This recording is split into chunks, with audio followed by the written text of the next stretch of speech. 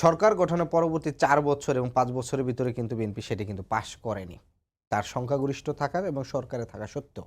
বরং তাদের সরকারের অধীনেই একটি নির্বাচনের আয়োজন করে এবং সেই নির্বাচন পরবর্তীতে আবার সকল বিরোধী দলের আন্দোলনের মুখে ১২ দিনের মাথায় তারা আবার হচ্ছে অর্থাৎ ১২ দিনের জন্য সংসদ তারা করেন এবং হচ্ছে আইনটি আবার নতুন তত্ত্বাবধায়ক সরকার আইন প্রবেশ করেন।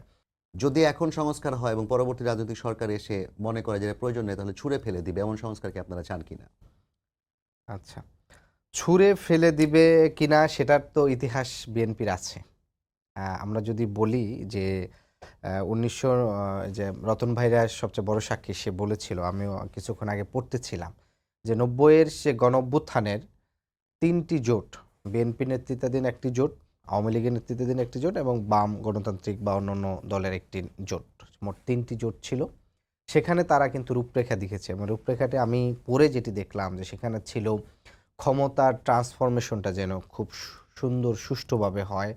বিচার বিভাগের স্বাধীনতা, আইনের শাসন, মানুষের মৌলিক মানবাধিকারের সাথে সাংঘর্ষিক সকল কালো আইন বাতিল এবং ওই সময়েই কিন্তু বলা ছিল যে স্বৈরাচারের যারা দোসর সহযোগী সেই রাজনৈতিক দলসমূহকে বিচার বা এরকম একটি বিষয় ছিল।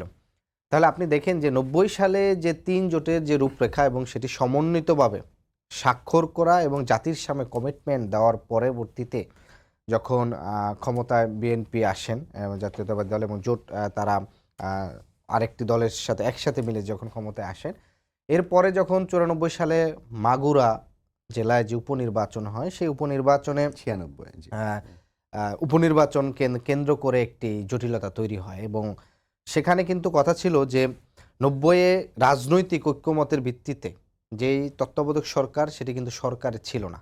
তারপরে কিন্তু রাজনৈতিক ঐক্যমতের ভিত্তিতে সেটি করা হয় এবং বলা হয়েছিল পরবর্তী সংসদে সেটি পাশ করে স্থায়ী করা হবে।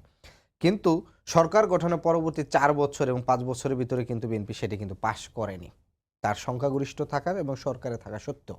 বরং তাদের সরকারের অধীনেই একটি নির্বাচনের আয়োজন করে এবং সেই নির্বাচন পরবর্তীতে আবার সকল বিরোধী দলের আন্দোলনের মুখে ১২ দিনের মাথায় তারা আবার হচ্ছে অর্থাৎ ১২ দিনের জন্য সংসদ তারা করেন এবং হচ্ছে আইনটি আবার নতুন তত্ত্বাবধায়ক সরকার আইন প্রবেশ করেন।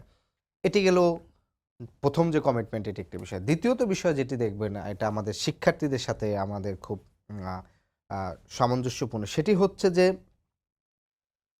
৮০-র দশকেও ছাত্র সংসদ নির্বাচনগুলো অনিয়মিতভাবে হলেও নিয়মিত কিছুটা হয়েছিল। সেটি ঢাকা ইউনিভার্সিটি, জাহাঙ্গীরনগর এবং রাজশাহী, বিশেষ করে জাহাঙ্গীরনগরে তো টানা ৫ টি নির্বাচন হয়েছিল। কিন্তু গণতান্ত্রিক সরকার জাতীয়ভাবে যখন গণতান্ত্রিক সরকার আসে তখন কিন্তু হচ্ছে এই ছাত্র সংসদ নির্বাচনগুলো হওয়া বন্ধ হয়ে যায়। তার মানে কি তখন গণতান্ত্রিকভাবে যারা ক্ষমতায় আসছেন, তখন যারা ক্ষমতায় তারা দেখছেন যে বিশ্ববিদ্যালয়গুলোকে যদি স্বাধীনভাবে সিদ্ধান্ত গ্রহণে শিক্ষার্থীদেরকে মুক্তভাবে তাদের গণতন্ত্র চর্চা এবং স্বাধীনভাবে চিন্তা করার যদি স্পেস ক্রিয়েট করা হয়, তাহলে তারা জাতীয় রাজনীতিবিদরা যে ভুলগুলো করেন বিভিন্ন সময় স্বার্থের কারণে হোক কিংবা রাজনৈতিক অন্য দলের বিরোধিতা করার স্বার্থে যে জায়গাগুলো তারা তৈরি করেন, তখন কিন্তু বিশ্ববিদ্যালয়গুলোর শিক্ষার্থীরা কিন্তু আমরা দেখে থাকি যে একটা নিরপেক্ষ জায়গা থেকে কিন্তু একটি আলাদা একটি ভয়েস জাতির জন্য কিন্তু আবির্ভাব হন। ফলে আমরা দেখলাম কি সেই নির্বাচন বন্ধ হয়ে গেছে। এখন নির্বাচন বন্ধ হয়েছে সেটি নিয়ে আমরা এর পূর্বে একটি টক শোতে আমাদের তখন বিএনপির আরেক নেতৃত্ব ছিলেন। তার বক্তব্য শুনছি বলেছেন যে তৎকালীন ছাত্রলীগ তারা নির্বাচনটি করতে দেয়নি। সে বক্তব্য দিয়েছিল আ আজিজুল বারী হেলাল ভাই তিনি এই বলেছিলেন। ফলে যদি ছাত্রলীগ করতে নাও দেয় তাহলে এটি তখন এটি নির্বাচিত সরকারের ব্যর্থতা। যে তারা ক্ষমতায় আসার পরেও তারা হচ্ছে ছাত্র সংসদ করতে পারেনি। এরপর অন্যান্য যে বিষয়গুলো আছে যে বিচার বিভাগের স্বাধীনতা ৯০ থেকে তো প্রায় ৬ পর্যন্ত একটা গণতান্ত্রিক আ ধারাবাহিক তত্ত্বাবধায়ক সরকারের অধীনেই নির্বাচন হয়েছে এবং করেছে। তারপরে হচ্ছে আপনার গণমাধ্যমের স্বাধীনতা এবং স্বৈরাচারের ওই সময় বিচার। মজার বিষয় হচ্ছে যে যেটি যে ৯০ সালে স্বৈরাচার বিরোধী আন্দোলনে শহীদ হয়েছেন সর্বোচ্চ সব মিলে সম্ভবত ৪০ বা এরকম কাছাকাছি এবং সর্বশেষ পর্যায়ে নূর হোসেন বা পরে আরও এটা বেগবান হয়। সেই সময় কিন্তু ৩ জোটের একটি কমন ঐক্যমত ছিল যে স্বৈরাচারে যারা সহযোগী এবং যারা অস্ত্রধারী রাজনৈতিক দল তাদেরকে নির্বাচন থেকে দূরে রাখা এবং তাদেরকে করা, যদিও সেটি বাস্তবায়ন করতে পারেনি।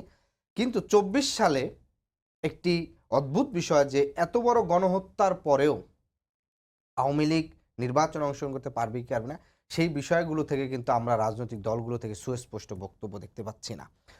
আওয়ামী লীগ দলীয়ভাবেই তাকে আবারও নির্বাচন করতে দেওয়া এবং নির্বাচনে তার রাজনৈতিক সাংগঠনিক কার্যক্রম করতে দেওয়া মানেই বাংলাদেশের জনগণের, স্বাধীনতারপন্থী জনগণের প্রতি আরও একটি গণহত্যার প্রতি এক ধরনের মৌন সমর্থন এবং সম্ভাবনাকে জিয়ে রাখা। কেন বলেছি? কারণ আপনি দেখবেন যে ৭১ সালে স্বাধীনতার পরপরই ৭২ সালের সংবিধান প্রণয়নের পরে সকল ক্ষমতা একমাত্র শেখ মুজিবুর রহমানের কক্ষিগত করার পরে যেভাবে তারা বিরোধী দল, তখন যে একেবারে মানে বিরোধী দল ছাড়া একক প্রতাপশালী আওয়ামী লীগ ছিল, তার বিপরীতে যখন আরেকটি জাসদ যখন উত্থান হয়েছে, সেই জাসদের কিভাবে তাদের প্রথম তাদের নেতাকে কিভাবে তারা ক্রসফায়ার হত্যা করেছে, ক্রসফায়ারকে গুম করে, মানে বলা হয় যে স্বাধীন বাংলাদেশে প্রথম তিনি হচ্ছেন বিচার বহির্ভূত হত্যার শিকার। যদিও জহির রায়হানের বিষয়ে এরকম একটি বক্তব্য আছে যে প্রথম গুমের শিকার, প্রায় ৩০,০০০ নেতাকর্মীকে হত্যা করে। তার মানে আওয়ামী লীগের এই যে গণহত্যার সাথে আওয়ামী লীগের সম্পর্ক, সেটি একেবারে তাদের দলীয় চরিত্র, স্বাধীনতার পরপরেও তারা এটি ঘটিয়েছে। এবং এই যে ৮ সাল থেকে যে ছিল, এই সময় প্রায় কয়েকটি গণহত্যা ঘটেছে। ফলে আমরা যেটি মনে করি, উনি যেটি বলেছেন যে সংস্কার আসলে কতটি করবে এবং সেটি কিন্তু তারা একদম উদ্যত আচরণ করছে, ছুঁড়ে ফেলে দিবে। তার মানে কি তাদের ক্ষমতার সাথে যারাই ক্ষমতায় আসুক, সেই ক্ষমতার যারা আসবে তাদের সাথে না মিললে হবে না। দ্বিতীয়ত বিষয় হচ্ছে, তারা কি ক্ষমতা ছুঁড়ে ফেলে দিবেন, তারা কি ধরেই নিচ্ছেন যে তারা নেক্সট ক্ষমতায় আসতেছেন? এই যে তার নিজস্ব মানে ক্ষমতায়, অবশ্যই সবগুলো রাজনৈতিক দল তার দৃষ্টিভঙ্গি থাকতে পারে, তারা ক্ষমতায় যাওয়ার জন্যই রাজনীতি করে কিংবা দেশ পরিচালনার জন্য রাজনীতি করে, কিন্তু এই যে ছুঁড়ে ফেলে দেওয়ার হুমকি, ফলে আমরা মনে করি তাদের এই দৃষ্টিভঙ্গি বরং দল হিসাবে বিএনপিকেই আরও জনবিচ্ছিন্ন করবে এবং বিএনপিকে নিয়ে সাধারণ জনগণ এবং যারা ভোট দিবেন আগামীতে, তাদের মনে নানা ধরনের প্রশ্ন যে তৈরি করবে।